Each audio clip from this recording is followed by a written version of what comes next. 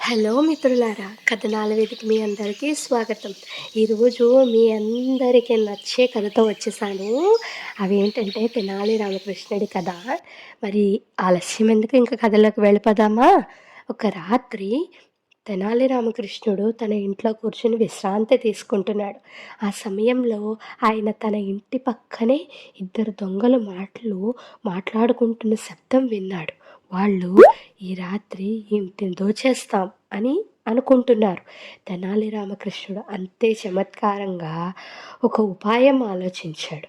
తన భార్య దగ్గరకు వెళ్ళి పెద్దగా అన్నాడు, ఈ మధ్య ఊర్లో దొంగతనాలు ఎక్కువయ్యాయి. మన బంగారము నగల్ని ఒక పెట్టెలో పెట్టి బావిలో పడేసేద్దాం. అప్పుడు ఎవరూ వాటిని వెతికి పట్టుకోలేరు. దొంగలు ఈ మాట విని చాలా సంతోషపడ్డారు.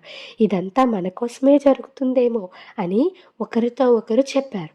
తెనాలి రామకృష్ణ తన భార్యతో కలిసి పెద్ద పెట్టెను తీసుకొని బావి దగ్గరకు వెళ్ళాడు. వాళ్ళు ఆ పెట్టెను బావిలో పడేసినట్లు నటించారు. తెనాలి రామకృష్ణుడు పెద్దగా అన్నాడు, ఇప్పుడు మన బంగారం సేఫ్. ఆ దొంగలెవ్వరికీ ఇంకా మనం దొరకలేదు. మన బంగారం అంతా సేఫ్ అని అన్నాడు. దొంగలు బావి పక్కన దాక్కొని ఈ దృశ్యాన్ని చూసి ఆనందంతో ఊగిపోయారు. రాత్రి అవ్వగానే వాళ్ళు బావి దగ్గరకు వచ్చి నీళ్లు తోడడం మొదలుపెట్టారు. చాలా కష్టపడి బావి నీటిని బకెట్ సహాయంతో బయటకు తీసి చివరకు పెట్టెను బయటకు తీసుకొచ్చారు. పెట్టె తెరిచి చూడగానే దొంగలు అవాక్కయ్యారు. అందులో బంగారం లేకుండా రాళ్లతో నిండింది. ఇంతలో తెనాలి రామకృష్ణుడు బయటకు వచ్చి నవ్వుతూ అన్నాడు, ధన్యవాదాలు. ఈ తోటకు మీరు నీళ్లు పోసి చాలా సహాయం చేశారు. ఇక ఇక్కడి నుంచి మీరు పారిపోండి, లేదంటే బస్తీలో ఉన్న పోలీసులు పిలుస్తాను. దొంగలు సిగ్గుతో అక్కడి నుంచి పారిపోయారు.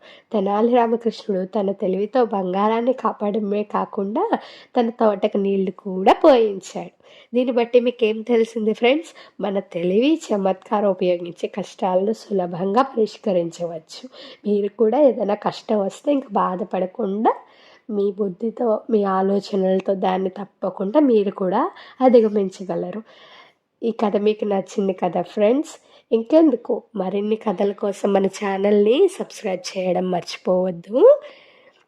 మరిన్ని మంచి కథలతో మీ ముందుకు వచ్చేస్తాను.